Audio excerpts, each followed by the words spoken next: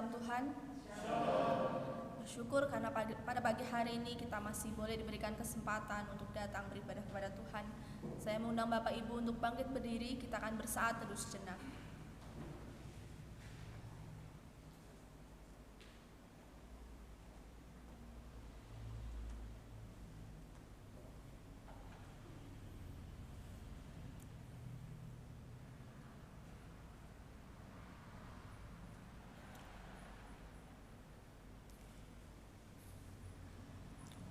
Saudara dalam kasih Tuhan, kami menyambut saudara sekalian untuk datang menghadap Tuhan, dan kebaktian kita pada pagi hari ini kita mau landaskan pada pengakuan bahwa pertolongan kita datangnya dari Tuhan yang menciptakan langit dan bumi, yang kasih setianya kekal untuk selama-lamanya, dan yang tidak pernah meninggalkan perbuatan tangannya.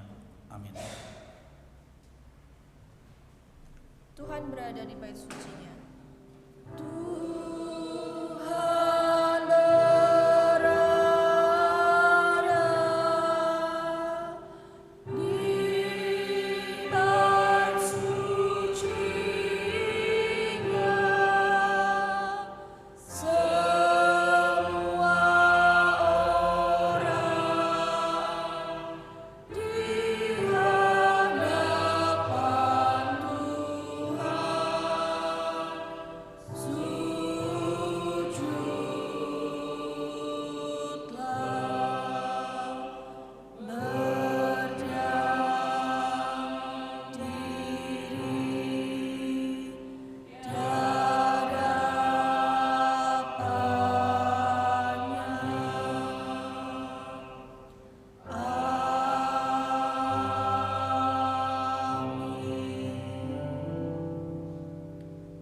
Pada hari itu harus kau beritahukan kepada anakmu laki-laki.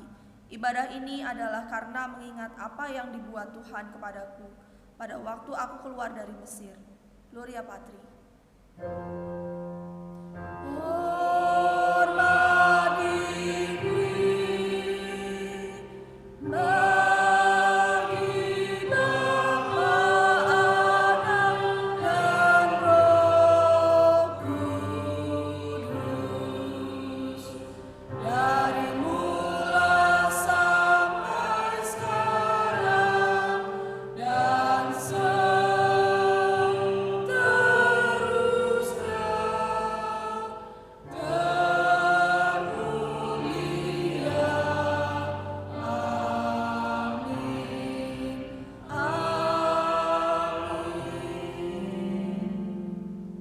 Bacaan bersama kita pada pagi hari ini diambil dari Ibrani 10 ayat 25. Kita akan membacanya bersama-sama. Janganlah kita menjauhkan diri dari pertemuan-pertemuan ibadah kita, seperti dibiasakan oleh beberapa orang.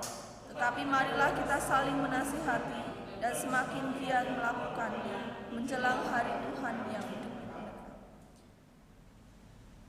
Pada pagi hari ini kita datang untuk memuji dan memuliakan Tuhan. Mari bersama-sama kita menyanyikan lagu Hai Semua Ciptaannya. Haleluya,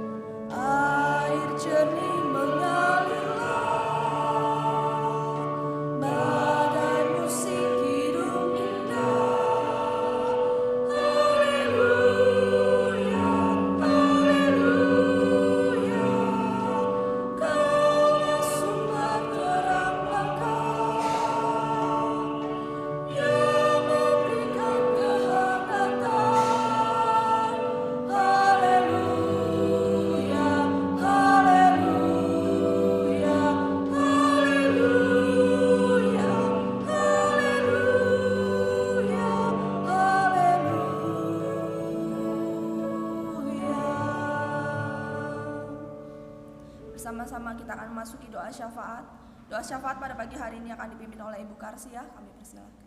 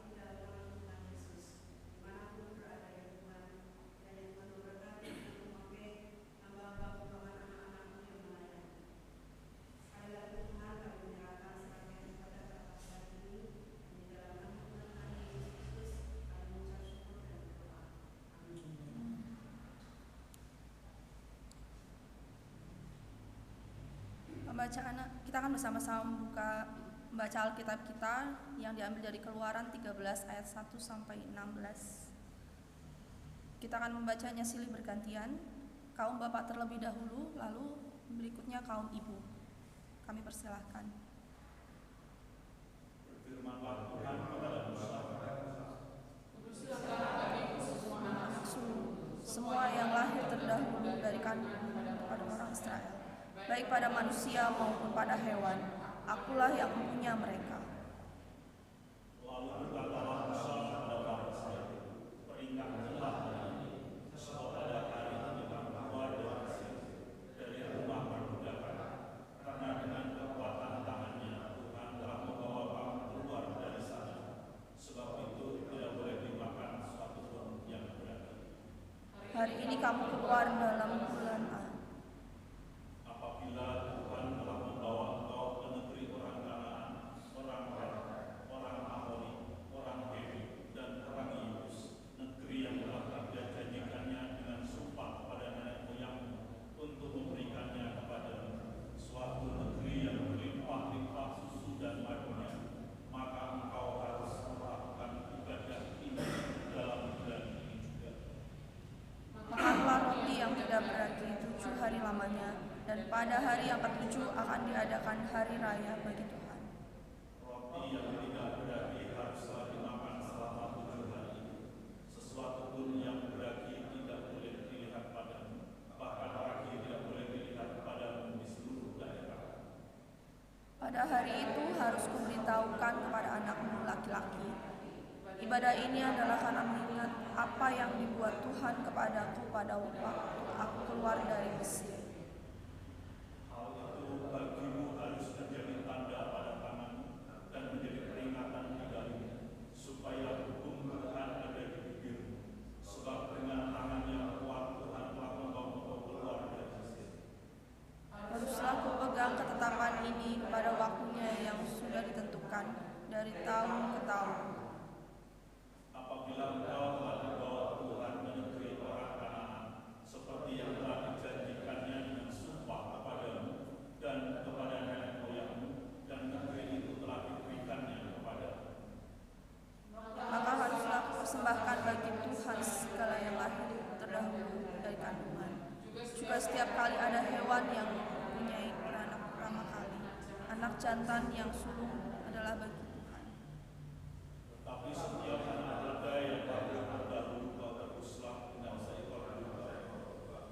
Atau jika engkau tidak menebusnya, engkau harus mematahkan batang lehernya. Tetapi mengenai manusia, setiap anak sulung di antara anak-anakmu lelaki haruslah engkau tebus. Dan apabila anakmu akan bertanya kepadamu di kemudian hari, apakah artinya itu? Maka haruslah engkau berkata kepadanya, dengan kekuatan tangannya Tuhan telah membawa kita keluar dari Mesir, dari rumah perbudakan. Sebab ketika Firaun dengan tegar menolak untuk membiarkan kita pergi, maka Tuhan membunuh semua anak sulung di tanah Mesir, dari anak sulung manusia sampai anak sulung hewan. Itulah sebabnya maka aku biasa mempersembahkan kepada Tuhan segala binatang jantan yang lahir terdahulu dari kandungan, sedang semua anak sulung di antara anak-anakmu lelaki ditebus. Hal itu harus menjadi tanda dan menjadi lambang di dahimu, sebab dengan kekuatan tangannya Tuhan membawa kita keluar dari Mesir. Terima kasih. Pada pagi hari ini kita diberikan kesempatan untuk memberikan persembahan yang terbaik untuk Tuhan. Kita akan sama-sama memberikan persembahan yang terbaik untuk Tuhan sambil menyanyikan lagu Ingat Akan Nama Yesus.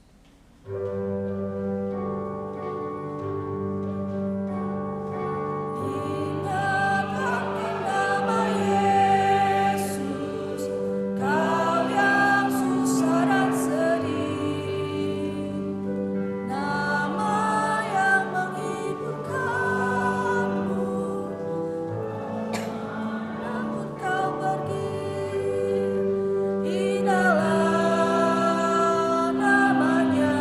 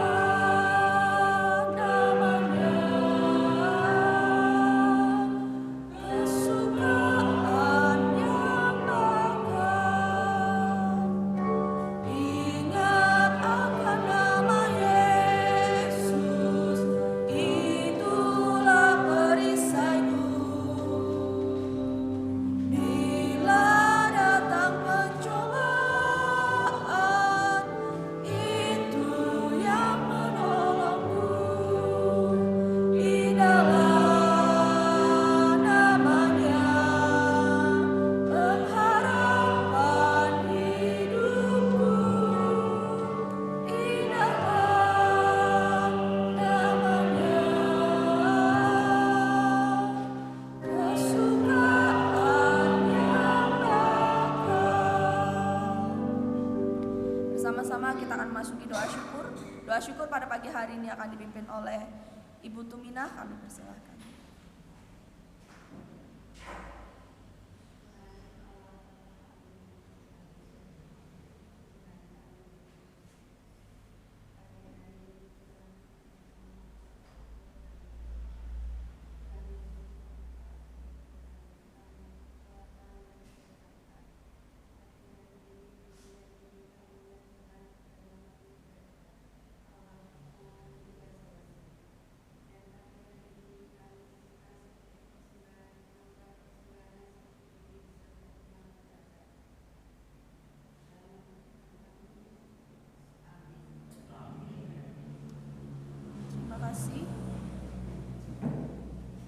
Sebelum kita mendengarkan firman Tuhan, kita akan menyiapkan hati dan pikiran kita.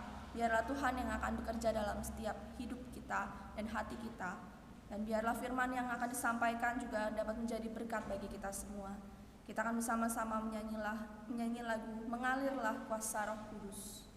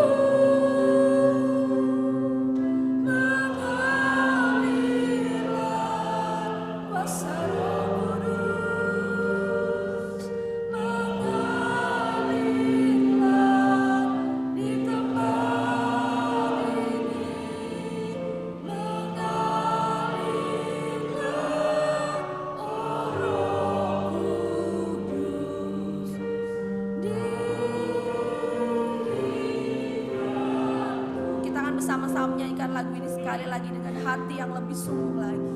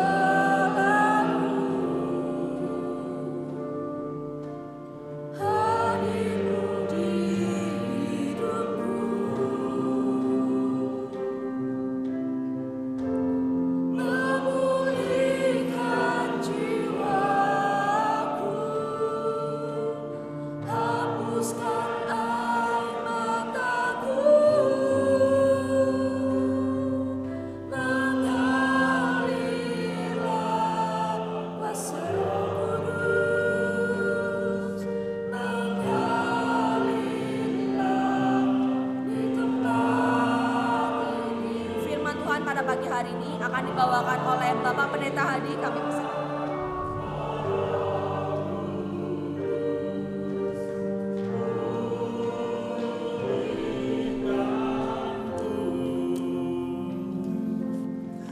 Mari kita berdoa. Bapa kami yang di dalam surga, Tuhan kami bersyukur karena pada pagi hari ini Engkau telah menghantar setiap kami untuk boleh datang ke rumah Tuhan. Kami boleh bersama-sama bersekutu, bersehati, memuji dan menyembah Engkau. Dan kami mohon ampun Tuhan atas segala dosa dan kesalahan kami, supaya kami boleh hidup sebagai anak-anak Tuhan yang selalu mau taat dan setia untuk hidup seturut dengan kebenaran firman-Mu. Tuhan, kami bersyukur untuk kebenaran firman yang boleh kami baca pada pagi hari ini, yang mana sebentar lagi kami akan merenungkannya. Mohon Engkau menerangi hati pikiran kami. Berikan kepada setiap kami Tuhan pengertian akan firman-Mu, supaya kami bukan hanya sekedar membaca, mendengar, tetapi kami juga mau menjadi pelaku-pelaku kebenaran firman-Mu, khususnya di dalam meresponi panggilan hidup kami Tuhan, bahwa Engkau telah menebus kami melalui anak-Mu Tuhan kami Yesus Kristus, supaya kami memiliki kehidupan yang beribadah dan bersekutu di hadapan-Mu di seluruh kehidupan kami.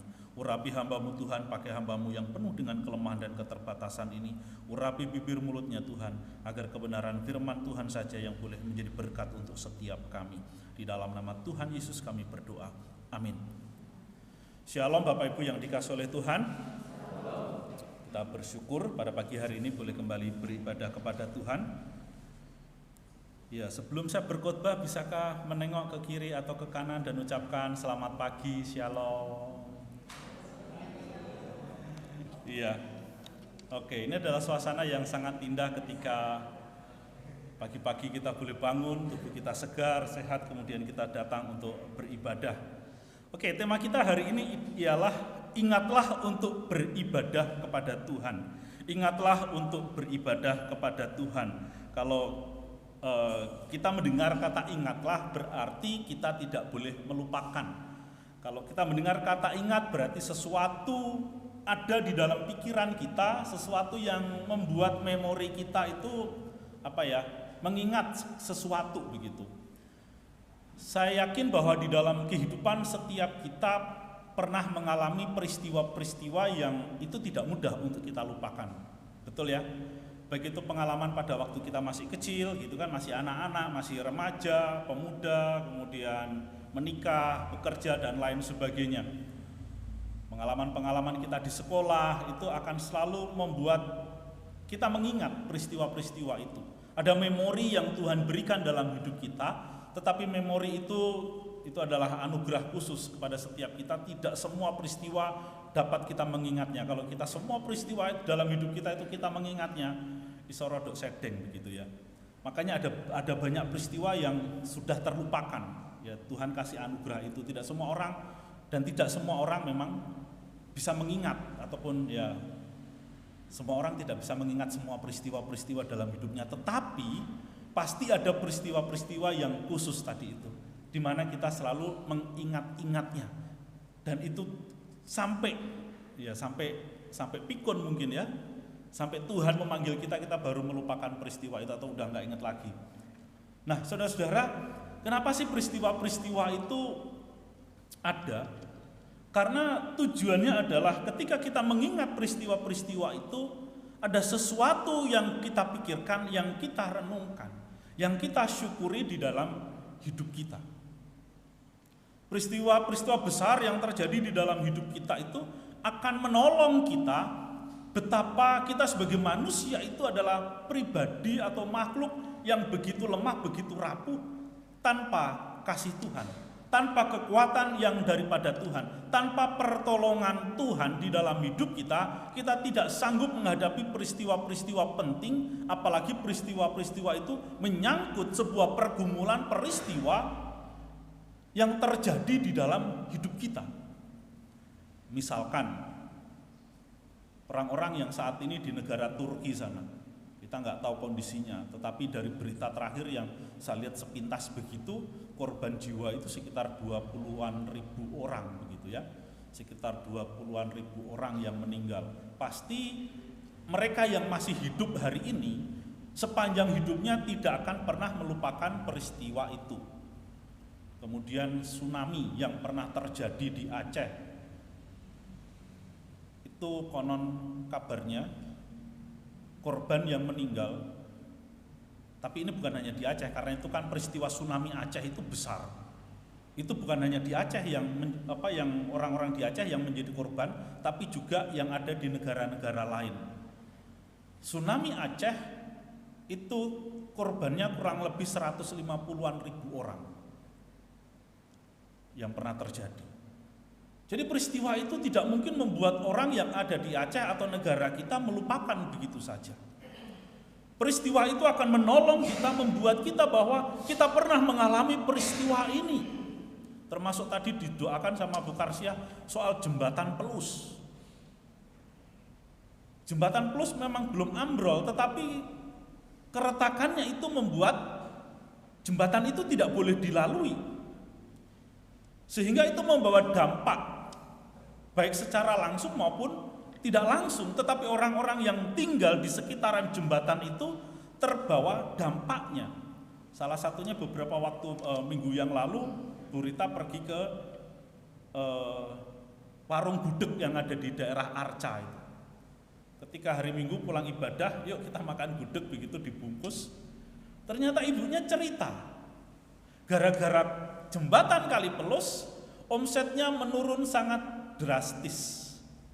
Jadi pembelinya itu paling tinggal sekitar 20-30%. Kenapa? Karena kebanyakan orang-orang yang membeli gudegnya itu orang dari daerah Dukuh Paluh yang menyeberang lewat jembatan Kali Pelus. Karena jembatan Kali Pelus nggak boleh dilewatin, maka orang dari Dukuh Paluh sana itu sangat tidak mungkin, ya mungkin cuma 10% begitu, mau muter lewat daerah lain untuk ke tempat itu, atau ya pulang kerja mampir situ. Tapi itu buat kita kayaknya agak kurang apa ya? Ya kurang bergairah kalau sengaja dari Dukuh Paluh pergi ke Arca muter begitu hanya untuk membeli sayur gudeg, saudara. Jadi itu membawa dampak, bukan hanya toko gudeg ini. Saya melihat pom bensin yang ada di Arca itu juga sepi. Nah, jadi melalui peristiwa itu orang pasti diingatkan, oh ya ketika jembatan Kali Pelus retak, usaha saya itu mengalami penurunan pendapatan atau penurunan omset yang cukup drastis. Nah sehingga keberadaan jembatan itu menjadi sesuatu yang mengingatkan mereka setiap kali lewat Kali Pelus, oh iya jembatan ini dulu pernah begini dan lain sebagainya. Nah saudara-saudaraku yang dikasihi oleh Tuhan, melalui tema ingatlah untuk beribadah kepada Tuhan, yang dimana kita bersama-sama tadi telah membaca Keluaran pasal 13 ayat 1 sampai ayat yang ke-16. Di dalam bagian ini Tuhan berfirman kepada Musa supaya Musa menyampaikan ya kepada bangsa Israel. Ayat 1 dikatakan, berfirmanlah Tuhan kepada Musa. Kemudian ayat yang kedua, kuduskanlah bagiku semua anak sulung, semua yang lahir terdahulu dari kandungan pada orang Israel, baik pada manusia maupun pada hewan, akulah yang empunya mereka. Saudara-saudaraku yang dikasihi oleh Tuhan, ini merupakan sebuah peristiwa yang sangat luar biasa yang dialami oleh bangsa Israel. Sebuah peristiwa yang dinanti-nantikan, hari yang dinanti-nantikan supaya mereka dapat keluar dari perbudakan yang mereka alami di Mesir. Sejak Yusuf ya, dan saudara-saudaranya bersama dengan orang tuanya, ketika mereka masuk ke Mesir, berimigrasi ke Mesir, pindah ke Mesir karena terjadi kelaparan, jumlah mereka cuma sekitar 70-an orang, satu kakak itu. Sekitar 70 orang. Tetapi ketika mereka ada di Mesir, mereka diberkati oleh Tuhan sedemikian rupa sehingga jumlah mereka berlipat kali ganda. Dan penafsir mengatakan bahwa setelah 430 tahun, satu keluarga yang tadinya hanya sekitar 70-an orang itu menjadi kurang lebih 2 juta orang, 2 juta jiwa. Jadi saudara, bangsa Mesir melihat itu, mereka menjadi khawatir, mereka menjadi takut, sehingga Fir'aun yang berkuasa pada zaman ya mungkin beberapa tahun sebelum masa ini ada kekhawatiran, sehingga mereka melakukan penjajahan, mereka melakukan perbudakan terhadap orang-orang Israel. Mereka diperbudak sehingga minggu lalu kita bisa melihat, kita bisa membaca bahwa bangsa Israel itu berteriak kepada Tuhan. Mereka hidup di dalam penderitaan, mereka hidup di dalam kesusahan dan kesengsaraan. Bahkan zaman ketika Musa lahir itu pun anak laki-laki bangsa Israel, Fir'aun memerintahkan supaya dibunuh. Saudara, sebuah peristiwa yang tentunya membuat umat Israel itu dalam keadaan yang sangat menderita, sengsara, hidup di dalam kondisi yang mencekam. Itu dapat kita bayangkan kalau misalkan kita hidup di dalam suatu wilayah, kemudian penguasa wilayah itu memerintahkan bahwa misalkan kita orang Kristen, anak laki-laki orang Kristen harus dibunuh. Dia memerintahkan itu kepada para bidan dan lain sebagainya, kepada para tentaranya misalkan. Nah, kalau kita jadi orang Kristen, kita berkeluarga, lalu istri kita sedang hamil gitu kan, apa kita itu enggak deg-degan? Waduh, kalau ini anakku nanti lahir laki gitu kan, sebagai sebuah kebanggaan di dalam keluarga, dibunuh sama penguasa. Saudara, bangsa Israel ada di dalam situasi yang demikian, sehingga ketika Allah melihat, Allah mendengar, dan Allah mau turun tangan, Allah memakai Musa yang minggu lalu saya katakan terbebas dari rencana pembunuhan sebanyak 2 kali oleh Firaun yang berkuasa pada waktu itu, yang mau dipakai oleh Tuhan untuk membebaskan bangsa Israel, untuk melepaskan bangsa Israel dari perbudakan. Tetapi melepaskan bangsa Israel itu bukan gratis, saudara, dalam tanda kutip. Tetapi bagaimana Allah memerintahkan kepada Musa supaya dia membawa bangsa itu menuju ke padang gurun untuk menuju ke tanah Kanaan. Untuk apa mereka dibawa ke padang gurun? Di dalam kitab Keluaran secara konsisten Allah menyampaikan kepada Musa supaya Musa menghadap kepada Firaun dan meminta izin supaya bangsa Israel keluar dari Mesir menuju padang gurun untuk beribadah, untuk bekerja bagi Tuhan, untuk melayani Tuhan di padang gurun. Itu adalah tujuan utamanya. Sehingga hal itu di dalam bagian ini Allah mengingatkan kembali kepada Musa supaya Musa menyampaikan kepada bangsa Israel, jangan pernah melupakan peristiwa itu. Jangan pernah melupakan apa yang Allah kerjakan, yang Allah lakukan, yang menunjukkan kasih setia Tuhan dan janji Tuhan kepada Abraham, kepada nenek moyang bangsa Israel, bahwa dialah Tuhan yang akan menuntun, yang akan menolong, yang akan membebaskan, melepaskan bangsa Israel ini menuju kepada tanah Kanaan, memberikan tanah perjanjian sesuai dengan janji Tuhan. Oleh sebab itu di dalam bagian ini saya akan membagi ada 2 hal, ada 2 peristiwa penting, 2 perintah penting agar umat Israel terus-menerus mengingat untuk hidup, memiliki kehidupan yang beribadah kepada Tuhan. Melalui 2 perintah ini, saudara, bangsa Israel diminta untuk terus-menerus mengingat akan kasih Tuhan, dan peristiwa ataupun perintah yang penting, 2 perintah yang penting ini dilakukan sebagai bentuk ibadah daripada keluarga-keluarga Israel untuk beribadah kepada Tuhan, untuk mengerjakannya, untuk melakukannya dengan bertanggung jawab dan dengan kesungguhan hati. Sehingga iman kerohanian ataupun peristiwa yang dialami oleh umat Israel itu terus mereka mengingatnya. Bagian yang pertama yaitu bagaimana bangsa Israel diperintahkan untuk mengkuduskan ataupun mengkhususkan semua anak sulung, anak laki-laki sulung, baik itu dari manusia maupun dari hewan. Saudara, kita akan perhatikan di dalam ayat tadi, ayat yang kedua sudah saya baca, kemudian kita lihat juga di dalam ayat yang ke-8. Pada hari itu harus kau beritahukan kepada anakmu laki-laki, ibadah ini adalah karena mengingat apa yang dibuat Tuhan kepadaku pada waktu aku keluar dari Mesir. Nah, jadi saudara-saudara, bagian yang pertama dari perintah Tuhan adalah mengkuduskan, mengkhususkan anak laki-laki, anak sulung, dan juga binatang. Ini adalah sebuah perintah ataupun mandat untuk mendidik anak-anak di dalam kehidupan bangsa Israel, khususnya anak laki-laki, di dalam pengenalan mereka akan Tuhan. Saudara, peristiwa ataupun perintah ini adalah sebuah perintah yang penting. Karena ketika di dalam hidup seseorang itu ibadah itu adalah melakukan apa yang Tuhan perintahkan. Itulah yang harus dikerjakan oleh orang percaya, oleh orang-orang Israel. Mengerjakan apa yang Tuhan perintahkan itu adalah ibadah. Karena dengan mengerjakan apa yang Tuhan perintahkan, melakukannya dengan sungguh-sungguh, maka seseorang itu akan mengenal siapa Allah yang ia sembah. bahwa melakukan perintah yang penting itu akan menolong dia untuk mengerti apa rencana Allah di dalam hidupnya. Apa dengan beribadah, maka seseorang itu akan mengerti apa yang sudah Tuhan kerjakan di dalam hidupnya, baik di masa lalu, kemarin dan kesono, maupun hari ini dan yang akan datang. Walaupun yang akan datang itu masih misteri, tetapi ketika kita mau sungguh-sungguh beribadah, kita akan dapat memahami dan mengerti.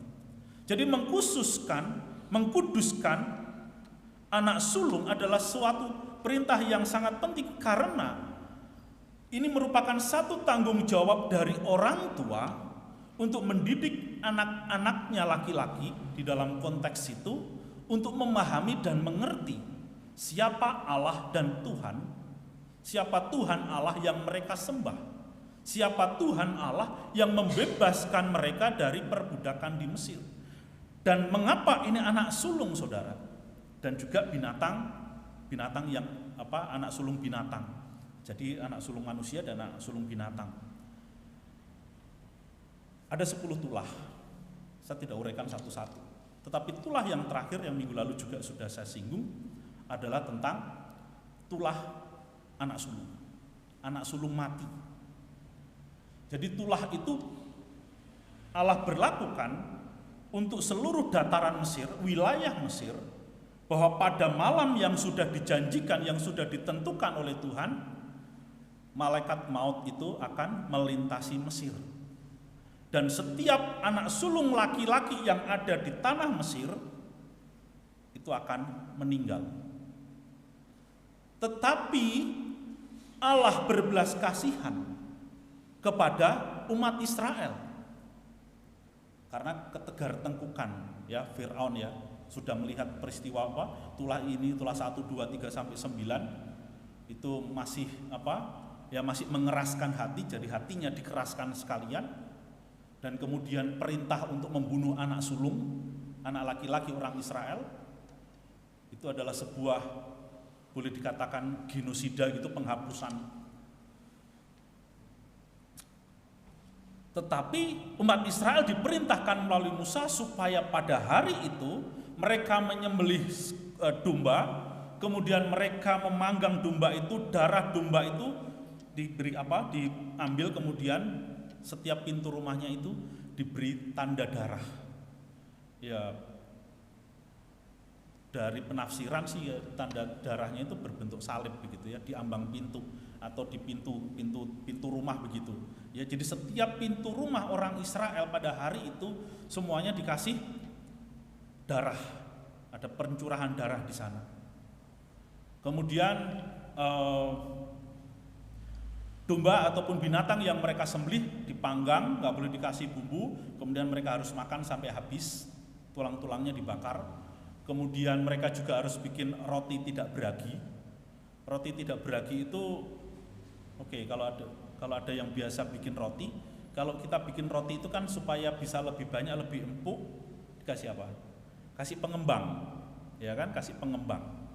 Nah, pada malam itu, pada hari itu, karena buru-buru begitu kan, harus kamu bikin roti yang tidak beragi.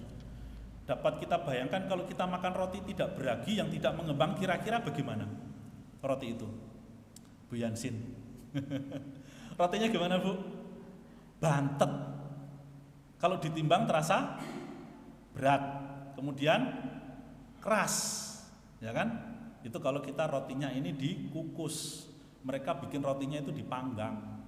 Ya, jadi dapat kita bayangkan roti itu pasti keras, gitu kan? Enak nggak? Halo, enak nggak? Nggak enak. Tapi itu mereka harus lakukan itu. Karena melalui peristiwa itulah, ketika malam tiba, malaikat maut itu menyusuri Israel, kemudian malaikat itu setiap kali melihat, ya setiap rumah yang ada tanda darahnya itu tidak diapa-apain. Sehingga keesokan harinya seluruh anak laki-laki, anak-anak sulung laki-laki orang Mesir itu semuanya mati, kecuali anak-anak sulung bangsa Israel.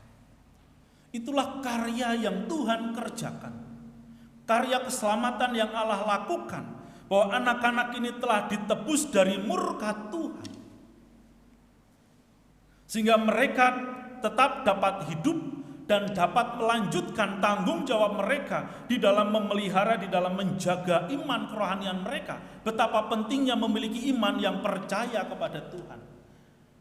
Mereka tetap dapat menceritakan peristiwa-peristiwa yang mereka alami, tentang apa yang telah Tuhan kerjakan, yang telah Tuhan lakukan di dalam kehidupan mereka. Sehingga mereka tetap memiliki iman yang terpelihara itu.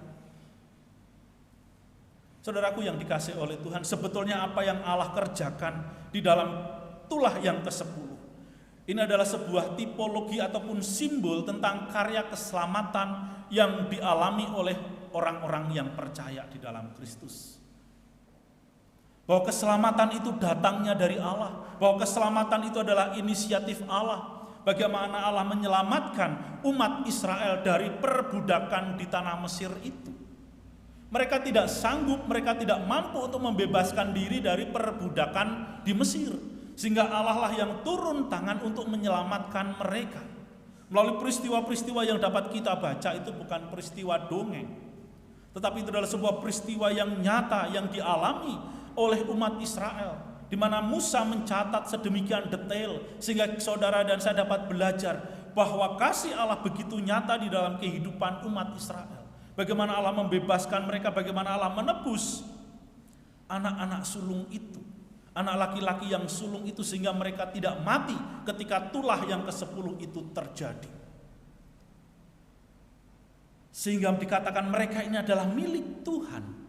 Anak-anak sulung ini adalah milikku yang harus kamu khususkan. Dan perintah itu menjadi satu perintah yang harus terus-menerus dijaga dan dipelihara oleh umat Israel. Supaya setiap anak laki-laki di tengah-tengah bangsa Israel, anak sulung laki-laki itu dikhususkan, dikuduskan bagi Tuhan. Artinya apa? Anak sulung ini mendapatkan tanggung jawab dari orang tuanya dan juga dari Tuhan tentunya, supaya mereka memahami dan mengerti apa yang Allah kerjakan.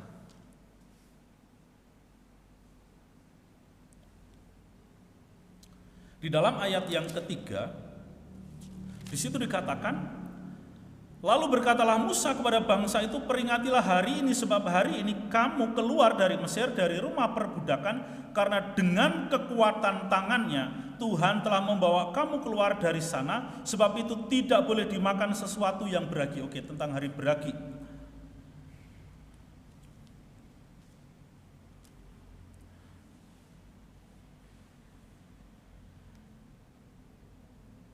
Kita lihat ayat yang ke-8 dan 9. Pada hari itu harus kau beritahukan kepada anakmu laki-laki, ketika mereka merayakan ini ya, hari raya tidak beragi ini. Pada hari itu harus kau beritahukan kepada anakmu laki-laki, ibadah ini adalah karena mengingat, berarti tidak boleh melupakan, apa yang dibuat Tuhan kepadamu pada waktu aku keluar dari Mesir.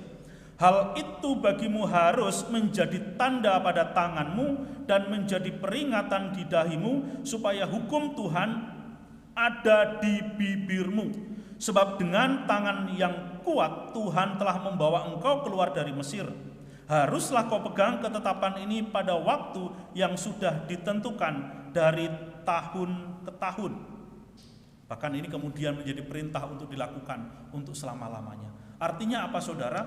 Artinya bahwa setiap orang tua daripada bangsa Mesir itu, mereka harus mengadakan ibadah di dalam kehidupan rumah tangga mereka.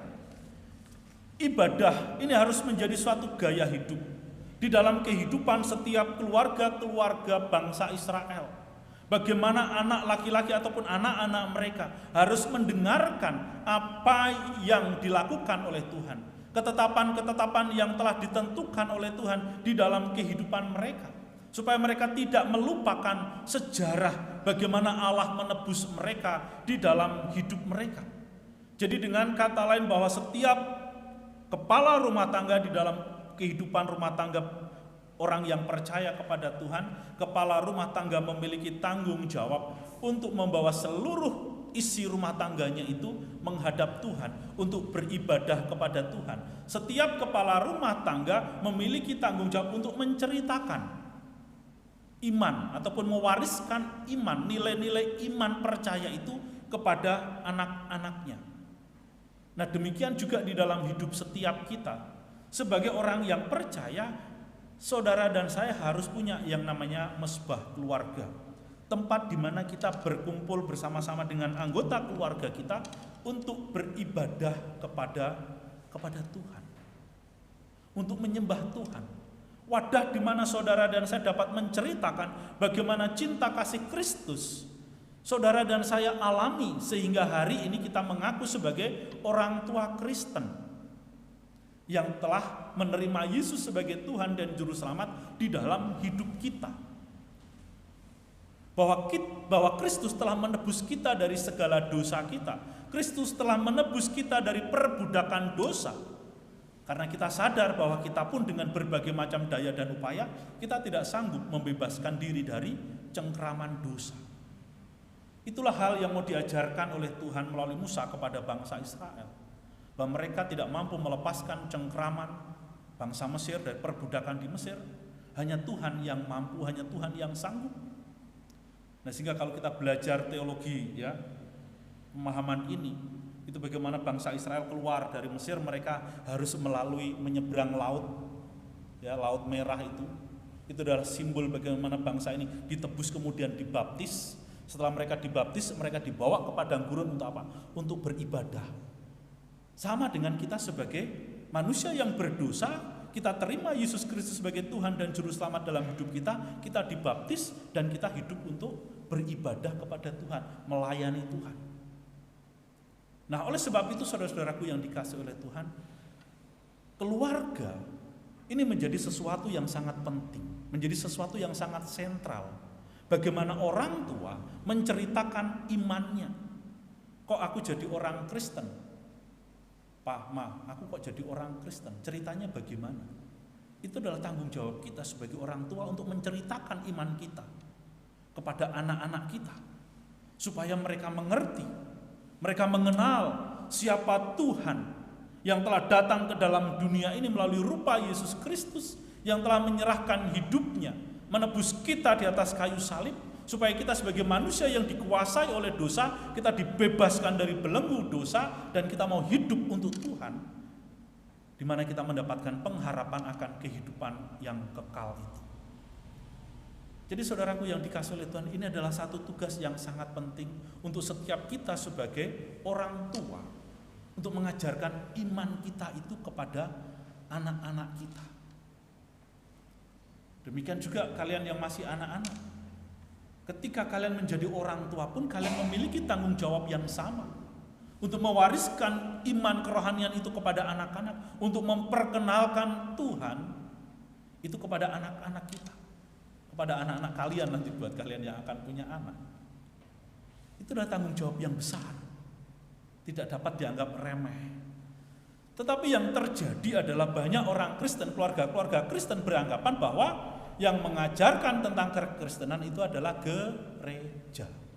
Ya betul, gereja memang mengajarkan tentang kekristenan, tetapi gereja memiliki waktu yang terbatas. Anak-anak datang ke sini paling lama 1 jam. Kita ibadah ke sini juga paling lama 1 jam sampai 1 jam setengah dalam 1 minggu. Siapa yang dapat berinteraksi, yang memiliki waktu yang lebih banyak untuk berinteraksi dengan anak-anak kita di rumah? Ya kita sebagai orang tua. Itu adalah tanggung jawab kita. Mewujud nyatakan iman Kristen itu mengajarkannya kepada anak-anak kita di rumah. Kalau sepenuhnya dipercayakan kepada gereja, itu sangat kurang waktunya. Oleh sebab itu peranan daripada mesbah keluarga, tempat di mana kita beribadah kepada Tuhan, entah itu memuji Tuhan bersama-sama, berdoa bersama-sama, membaca firman Tuhan bersama-sama, adalah sesuatu yang sangat penting, adalah sebuah wadah yang sangat urgent. Tetapi ketika keluarga-keluarga Kristen ini tidak memahaminya, maka anak-anak itu tidak dapat bertumbuh dengan baik di dalam iman kerohanian mereka. Jadi saudaraku yang dikasihi oleh Tuhan, itulah perintah Tuhan kepada umat Israel melalui Musa. Sehingga melalui segala peristiwa itu bangsa Israel harus memberikan tanda, supaya itu menjadi tanda di dahimu, tanda di tanganmu.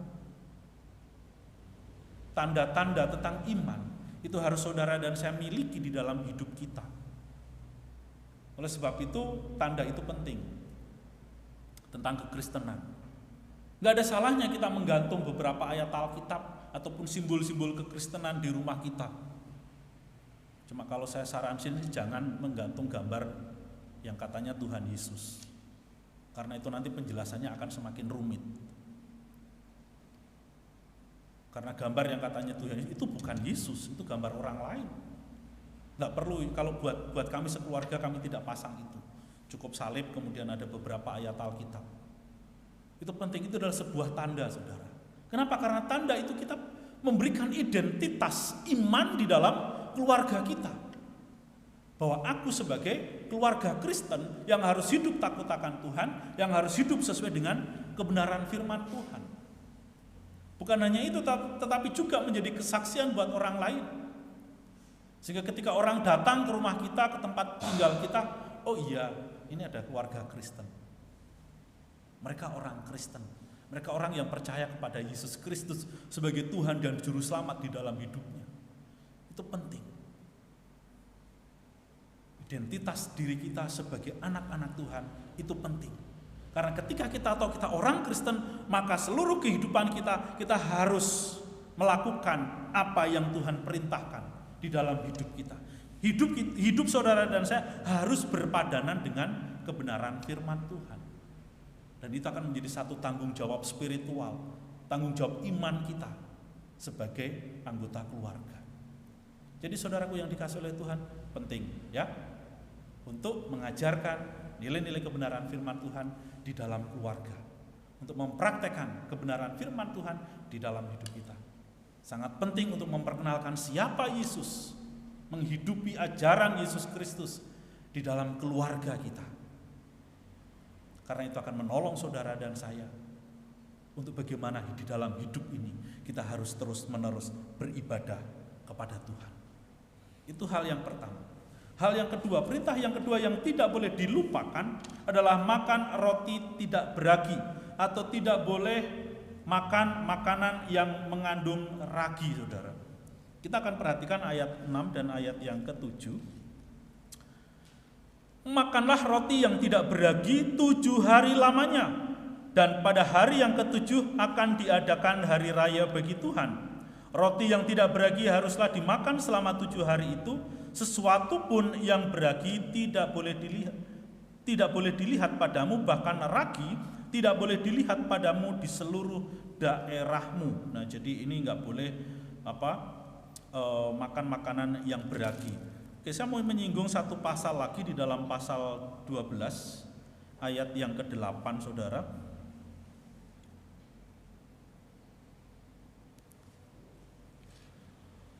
Keluaran pasal 12 ayat yang ke-8, ini peristiwa tentang bagaimana bangsa Israel diperintahkan untuk melakukan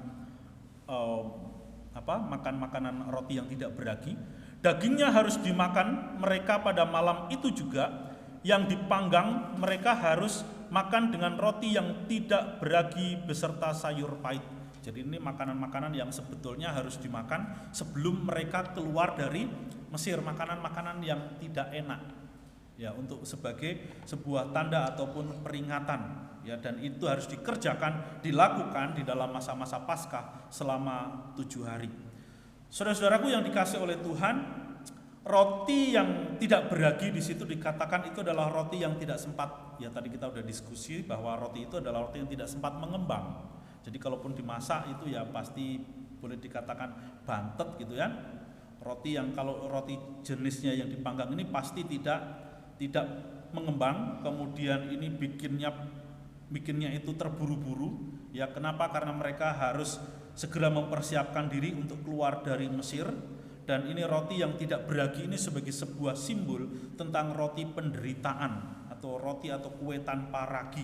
Ini adalah roti yang keras, padat, namun tetap manis begitu ya.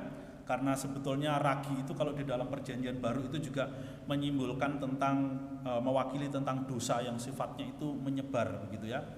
Nah, kenapa mereka harus membuat roti yang tidak beragi? Karena mereka bikinnya itu buru-buru. Karena besoknya mereka harus, bukan hanya mereka harus makan dengan buru-buru, tetapi besoknya juga mereka harus keluar ya dari Mesir untuk dibawa sebagai bekal begitu ya. Dan ini menjadi sesuatu yang ya boleh dikatakan menjadi suatu peristiwa yang tidak mudah untuk dilupakan. Ini adalah saat-saat yang sulit ya, saat-saat yang tidak mudah, makan makanan yang tidak enak dan lain sebagainya. Tetapi ini adalah sebuah perintah. Ini adalah untuk mengingat bagaimana penderitaan mereka. Ketika mereka dilepaskan, mereka dibebaskan dari penderitaan itu oleh Tuhan. Sekali lagi ini adalah karya Tuhan, bahwa dalam hidup saudara dan sebagai manusia pun kita nggak bisa lepas dari yang namanya penderitaan, kesengsaraan, kesusahan. Kita tidak mampu secara manusia untuk menghadapinya, untuk menjalaninya. Maka hanya kekuatan yang daripada Tuhan itulah yang akan menolong kita. Kita dapat bayangkan bagaimana orang-orang yang saat ini sedang kena musibah gempa bumi itu, ataupun daerah-daerah lain yang mungkin mengalami tanah longsor, tanah bergerak, kena banjir, dan lain sebagainya. Belum lagi yang menderita karena berbagai macam penyakit.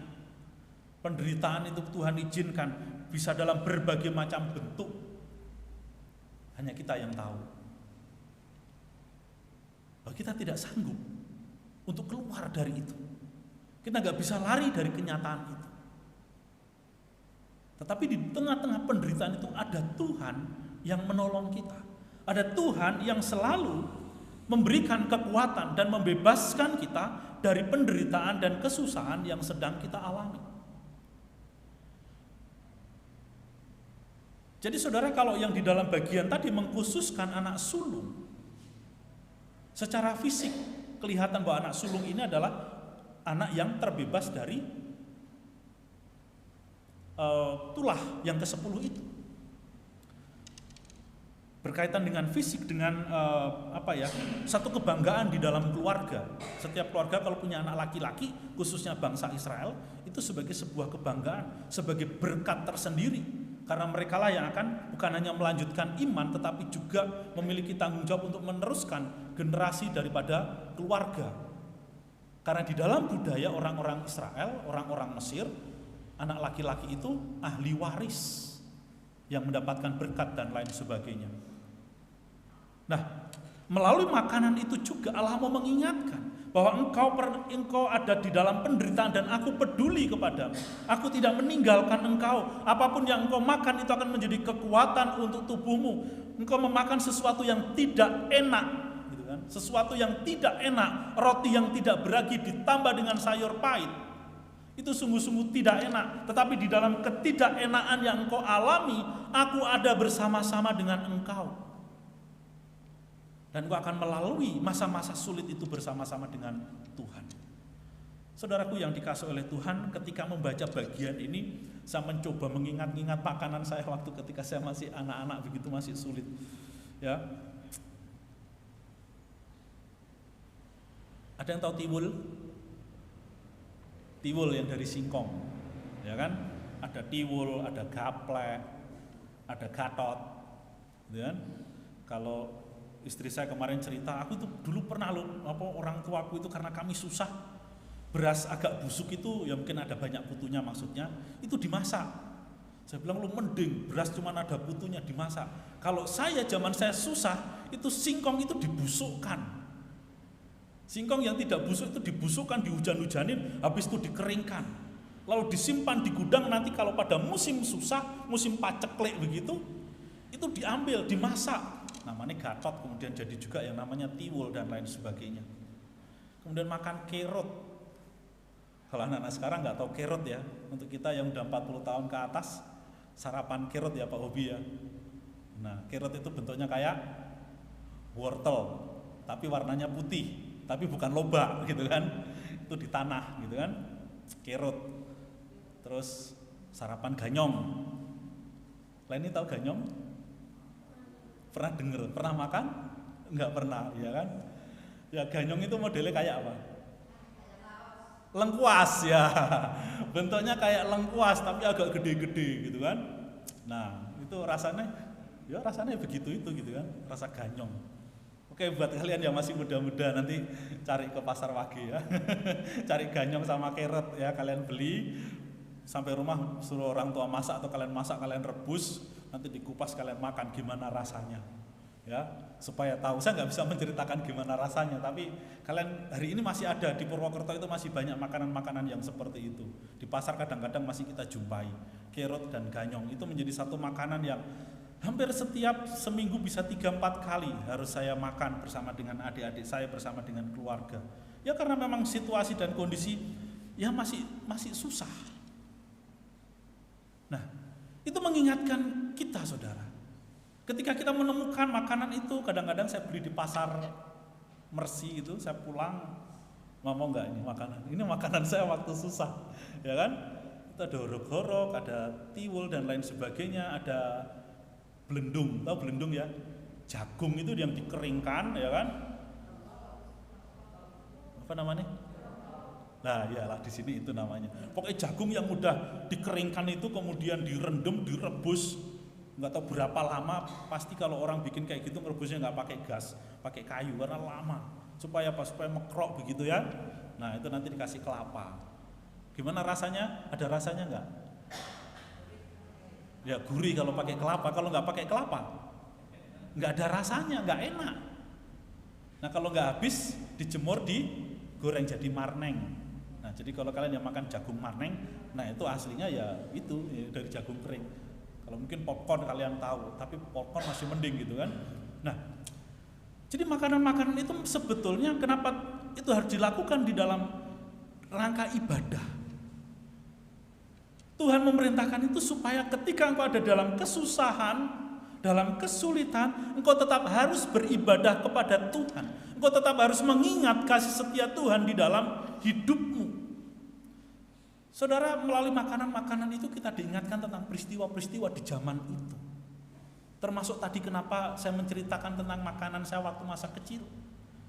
Karena saya bukanlah dari keluarga yang mampu. Kami dari keluarga kecil yang hidup sederhana, hidup dengan apa yang ada di kebun, yang ada di ladang juga sebetulnya tidak punya begitu. Ya dari kebun itu, dari hasil apa yang bisa kita makan, kita makan. Hidup di dalam kesederhanaan. Ya boleh dikatakan hidup di dalam kesulitan. Ya buat yang orang tua hari ini hadir itu bukan sesuatu yang istimewa begitu karena kita semua ngalami. Tetapi buat kalian yang masih muda hari ini yang tadi makanan itu yang saya sebutkan, gaplek mungkin nggak pernah makan, ya kan? Jagung belendung tadi itu apa di sini namanya nggak pernah makan. Grace sama Siska pernah makan nggak Bu? Nggak pernah, ya kan? Yang namanya gatot, namanya tiwul, nggak pernah ngalami. Itu adalah masa dimana memang kondisi kehidupan kita yang pernah makan makanan itu, memang benar-benar ya memang itu adanya. Tetapi dari makanan yang tidak enak, bukankah Tuhan tetap memelihara hidup kita hari ini? Sehingga kalian punya orang tua, punya mbah gitu kan, yang masih ada hari ini. Ya karena kami bisa hidup dari hal-hal yang demikian itu. Makanan yang begitu sederhana, tetapi disitulah pemeliharaan Tuhan nyata. Melalui kesusahan manusia diingatkan bahwa engkau memiliki Allah yang sanggup menolong, yang sanggup membebaskan engkau, yang sanggup memimpin engkau keluar dari segala kesusahan dan penderitaan yang engkau alami. Karena segala sifat kesusahan penderitaan yang kita alami di dunia ini hanya bersifat sementara. Oleh sebab itu saudaraku yang dikasihi oleh Tuhan, melalui perikop yang kita baca pada pagi hari ini, melalui tema ingatlah untuk beribadah kepada Tuhan, saya mengajak kepada saudara sekalian untuk terus-menerus mengingat kasih setia Tuhan di dalam hidup kita. Saudara dan saya punya Tuhan Yesus yang telah membebaskan kita dari belenggu dosa, dari penderitaan yang seharusnya penderitaan yang bersifat kekal itu. Mengingat masa-masa penderitaan karena dosa, saudara dan saya yang harusnya hidup di dalam kebinasaan, tetapi karena kasih Tuhan yang telah datang ke dalam dunia ini lewat rupa Yesus Kristus itu telah menebus saudara dan saya. supaya kita sebagai orang yang sudah ditebus ini, kita hidup di dalam pengharapan itu. Kayaknya ada orang rodok enggak itu ya? Ya, oke.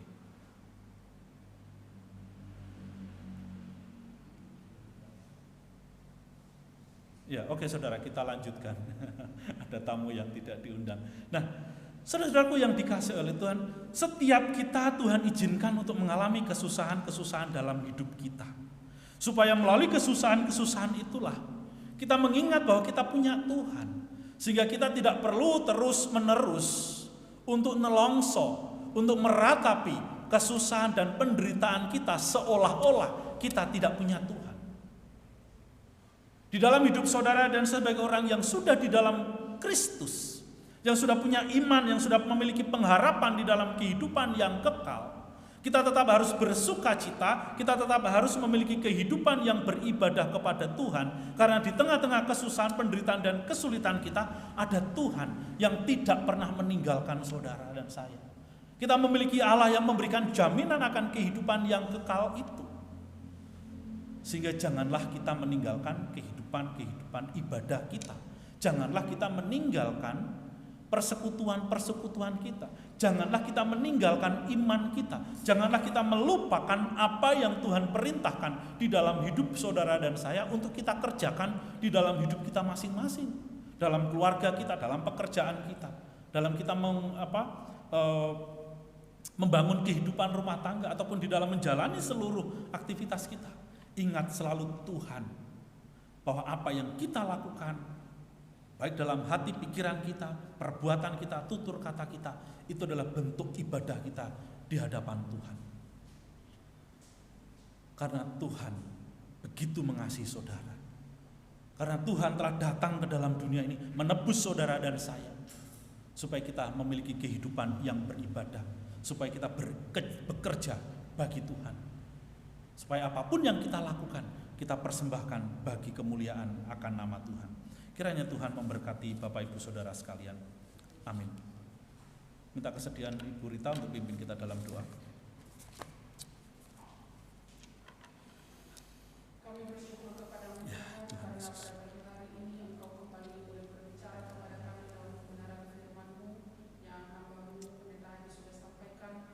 Biarlah firman Tuhan ini terus boleh berbicara dalam hati kami melalui Roh Kudus-Mu, untuk kami boleh menggunakan seluruh kehidupan kami sebagai kehidupan yang beribadah kepada Tuhan, sehingga setiap tutur kata kami, perbuatan kami, pikiran kami itu sungguh-sungguh dapat berkenan di hadapan Tuhan dan membawa kami untuk semakin mencintai Tuhan dan sungguh-sungguh memiliki pengharapan di dalam Tuhan. Terima kasih Tuhan, di dalam nama Yesus Kristus kami sudah berdoa dan mengucap syukur. Amin. Amin. Terima kasih. Waktu saya kembalikan ke Leni. Tuhan memberkati.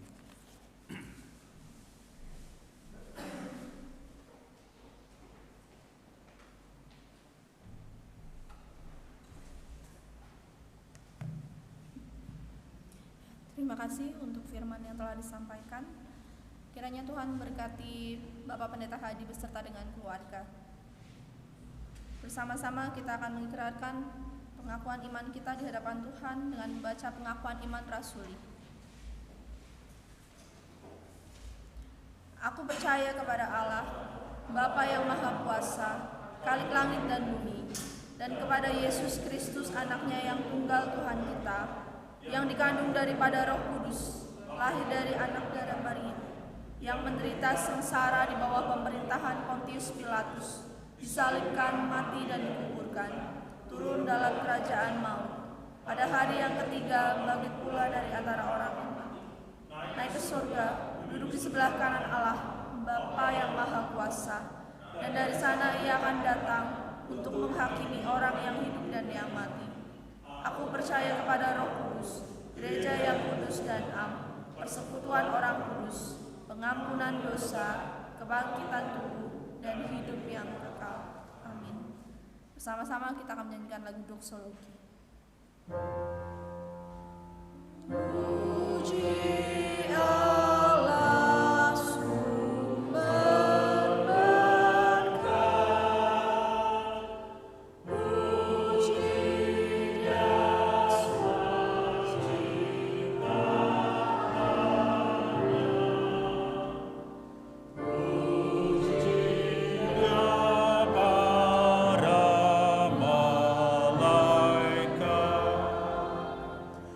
Bapa, dan Roh Kudus. Amin.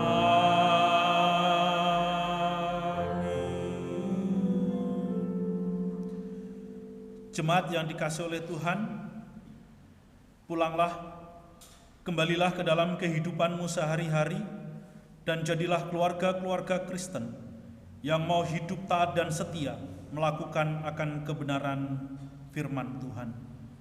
Arahkanlah hatimu kepada Tuhan dan terimalah berkat-Nya. Kiranya Tuhan memberkati engkau dan melindungi engkau. Kiranya Tuhan menyinari engkau dengan wajah-Nya dan memberi engkau kasih karunia. Kiranya Tuhan menghadapkan wajah-Nya kepadamu dan memberi engkau damai sejahtera dari sekarang sampai selama-lamanya. Amin. Amin.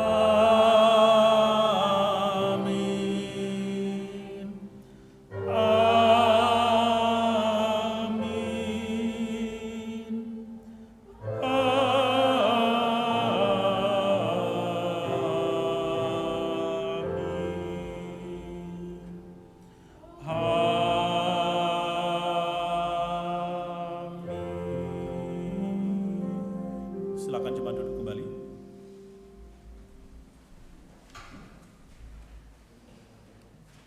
Saya akan membacakan warta gereja untuk petugas pelayanan hari Minggu 19 Februari, liturgis Ibu Karsia, doa syafaat Evangelis Rita, doa syukur Ibu Siti, LCD Saudara Arnes, pemusik Saudari Siska. Warta tambahan, persekutuan youth setiap hari Sabtu pukul 6 sore, ibadah sekolah minggu setiap hari Minggu pukul 9, kebaktian doa setiap hari Rabu pukul 6 sore. Ada warta lainnya? Ya, mungkin cukup. Kita akan bersama-sama menutup ibadah kita pada pagi hari ini sambil memberikan salam jauh ataupun salam tempel. Salam apa ini? Salaman. Ya, kita akan bersama-sama menyanyikan lagu Immanuel.